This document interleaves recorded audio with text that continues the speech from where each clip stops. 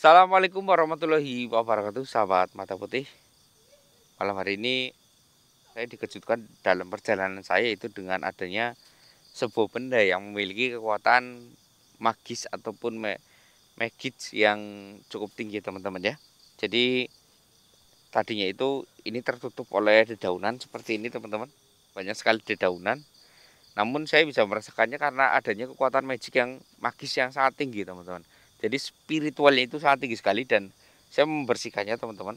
Dan ini saya nggak berani menyentuhnya secara langsung, ya, karena ya namanya kekuatan magic yang sangat tinggi, apalagi bekas punya orang. Ini jelas bekas punya orang. Dan orang itu sudah meninggal, itu efeknya itu luar biasa. Nanti saya jelaskan. Dan ini kenapa membuktikan tempat ini itu memiliki kekuatan magis yang sangat tinggi, bahkan tanah pun susah untuk menanganinya, teman-teman. Jadi bisa dilihat, teman-teman. Saya angkat. Berbeda nggak Mas Evi tanahnya? Ya kan? Lebih kosong ya di daerah sini ya. Ya, betul. Tempat di mana kalung itu berada itu lebih kosong dibanding kelilingnya. Yang ini hijau, hijau. Area sini kosong. Ya kan Mas Evi, terlihat nggak di kamera? Kosong ya.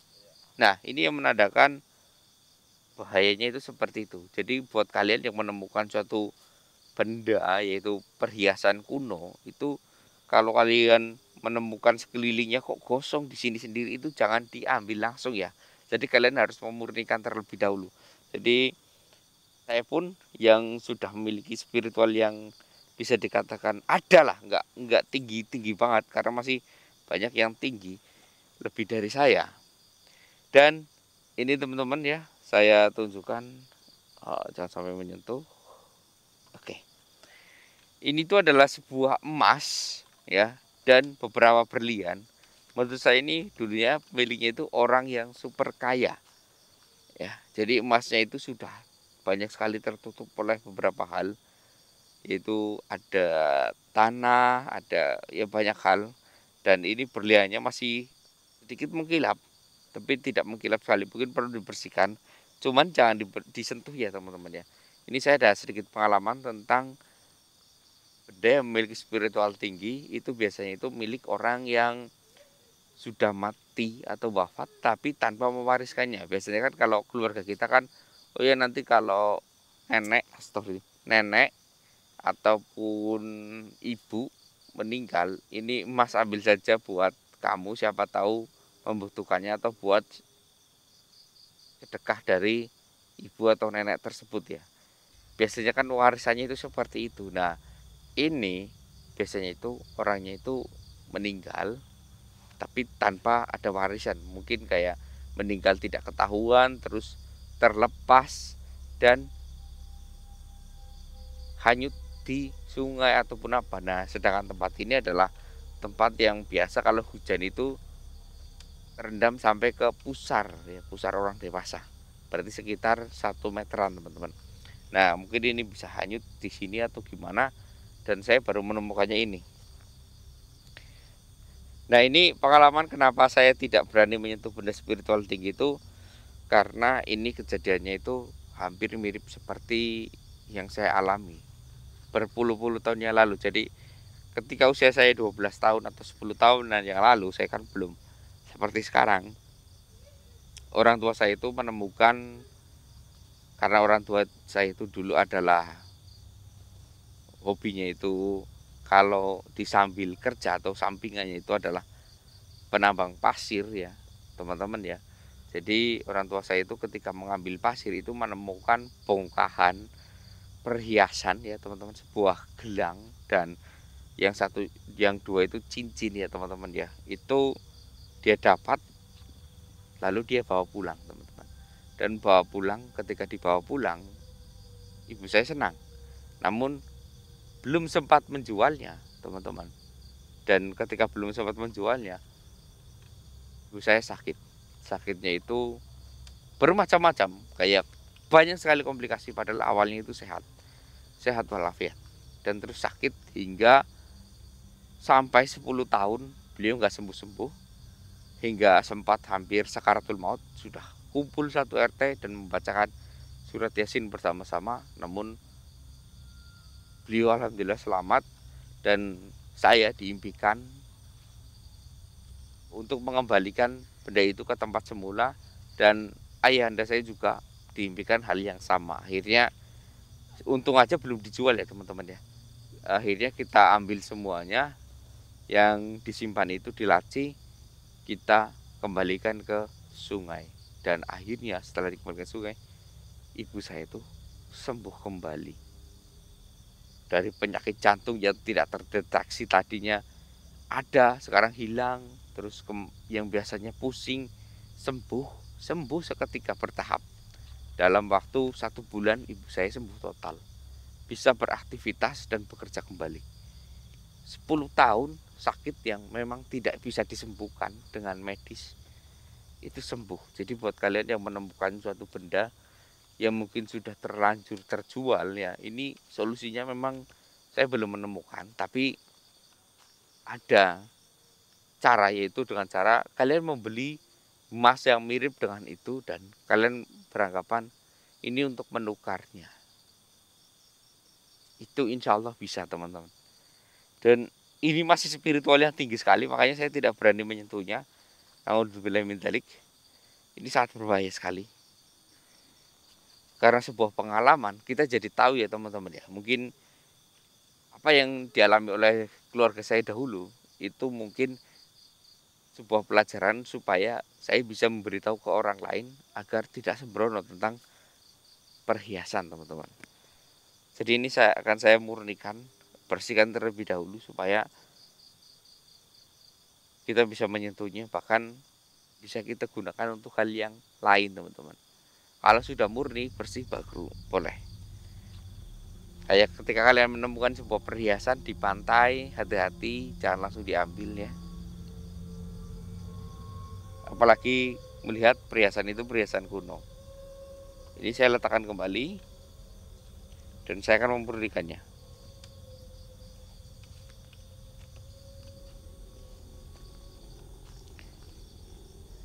Bismillah. Nah, ini kebetulan saya memiliki sebuah masih ada abu tantra ya, sisa-sisa ya. Ya, sisa-sisa yang biasa saya bawa tinggal segini teman-teman.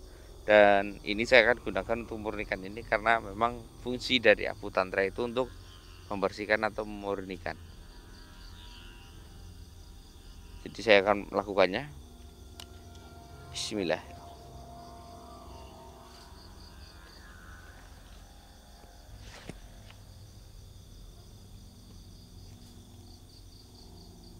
Kita lihat ya teman-teman ya, akan ada reaksi apa ya teman-teman ya. Bismillah.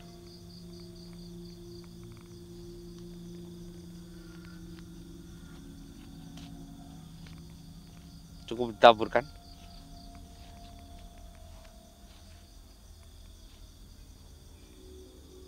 Oke. Bu, kok malah makin tinggi spiritualnya? Astagfirullah. Astagfirullah. Perhiasannya bergerak teman-teman.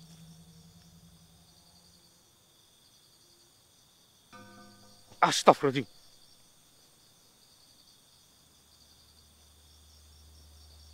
Mas Evi, kok tiba-tiba ada sosok yang siapa ini?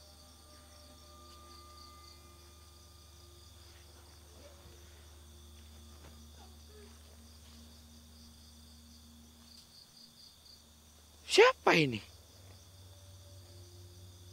Apa hubungannya ini?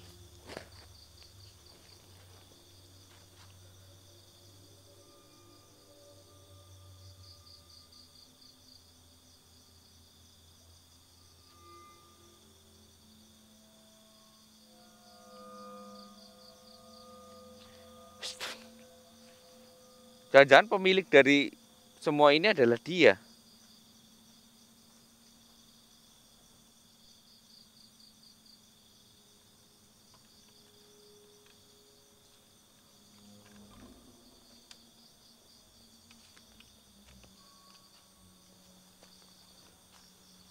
Apa ini Mas Evi?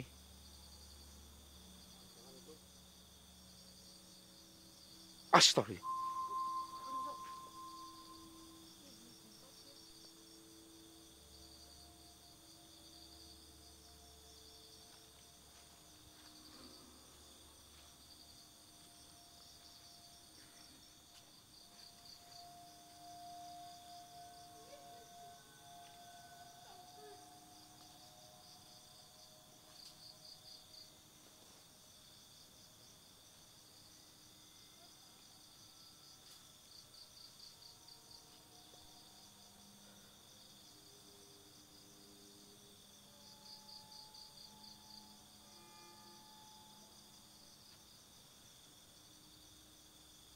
Kita jangan pedulikan mereka, siapa tahu ini adalah daya mereka.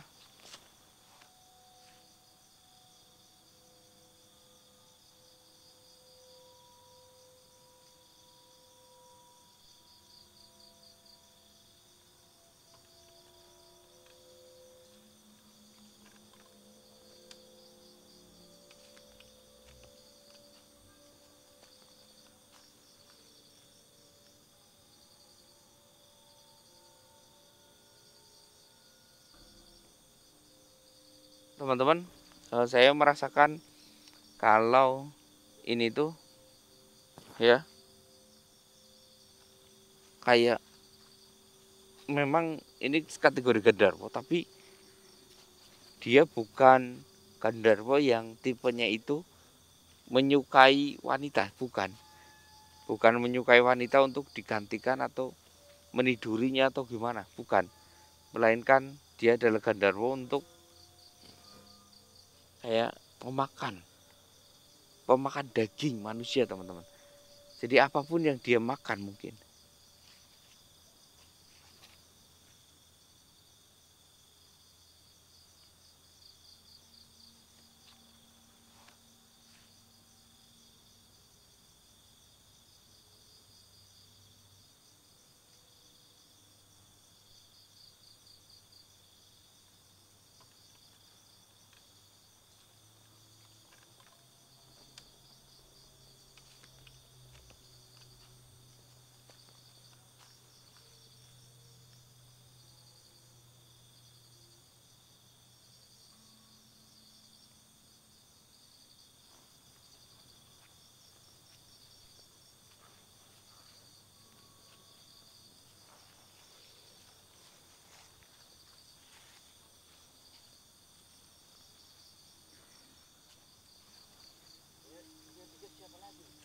Saya juga kurang paham, Mas Evi.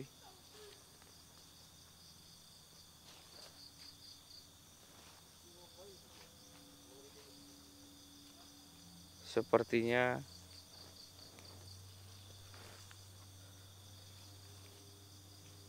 mereka bukan dayangnya, melainkan mereka ini adalah korbannya, Mas Evi. Tapi kenapa mereka melilinginya?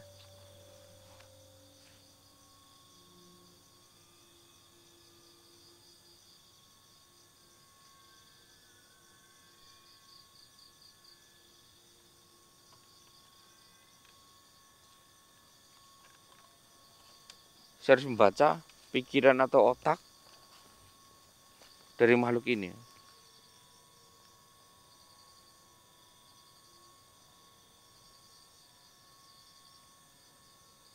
Alhamdulillah. Allahumma sholli.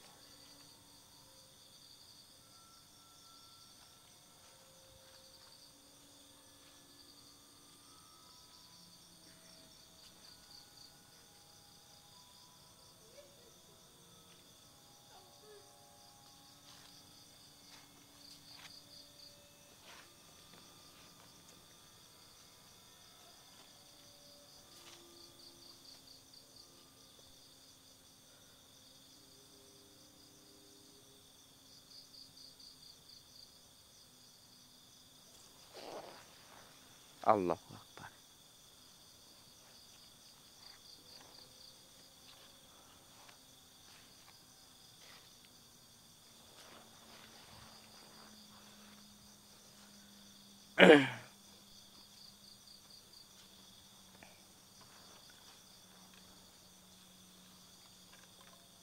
Jadi teman-teman, mereka semua kenapa berpenampilan sama seperti ini, dan mereka semua adalah sesuatu yang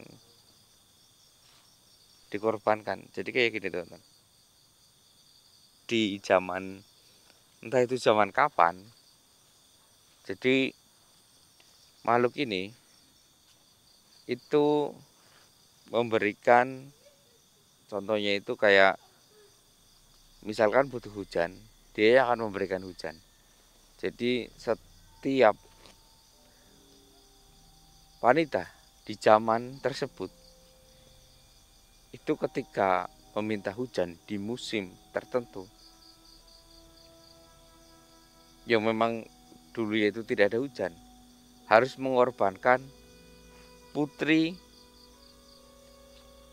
raja teman-teman, putri raja.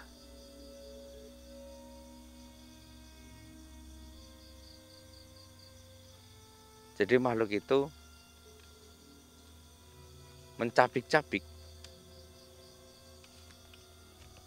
setiap manusia yang dimasukkan ke dalam sebuah sumur. Baru makhluk itu akan menurunkan hujan. Tapi yang saya baca,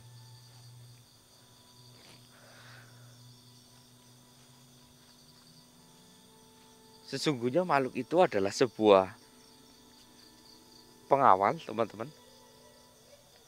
Itu makhluk yang melakukan perjanjian dengan sang ratu.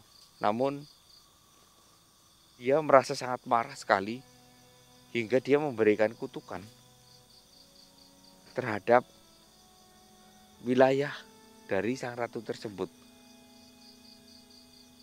Seperti dia itu dulunya itu kayak mungkin ada seorang gadis desa, dan gadis desa itu ingin menjadi kaya.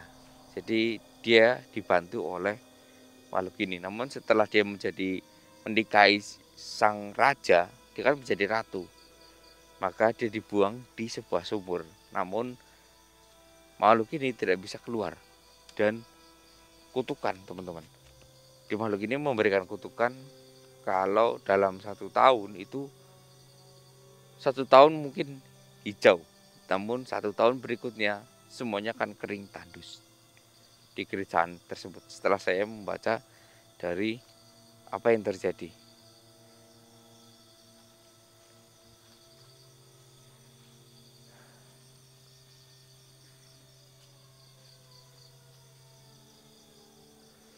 Tapi saya nggak tahu bagaimana perhiasan itu bisa kalau dimasukkan ke dalam sumur, dan mereka selalu mengitari. Dan saya nggak tahunya itu apa yang dirasakan oleh mereka ini. Kenapa mereka masih terikat? Harusnya itu mereka bebas senang.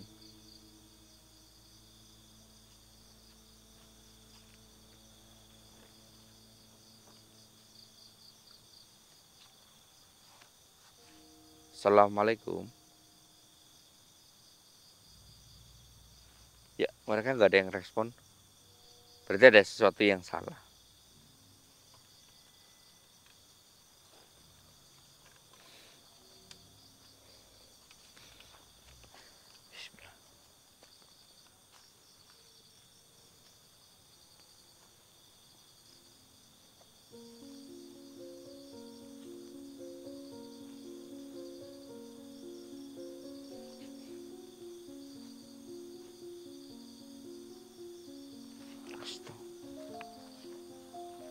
Unik, unik tapi nyata. Jadi mereka bukan dari golongan putri ataupun anak-anak raja, bukan teman-teman. Mereka bukan golongan tersebut.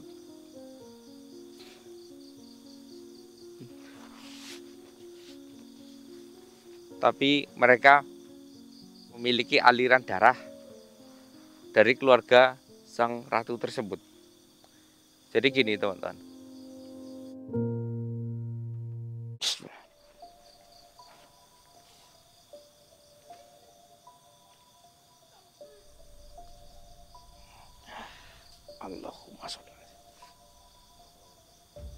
Allahu la ilaha illa huwal hayyul qayyum la ta'khudhuhu sinatun wa la nawm la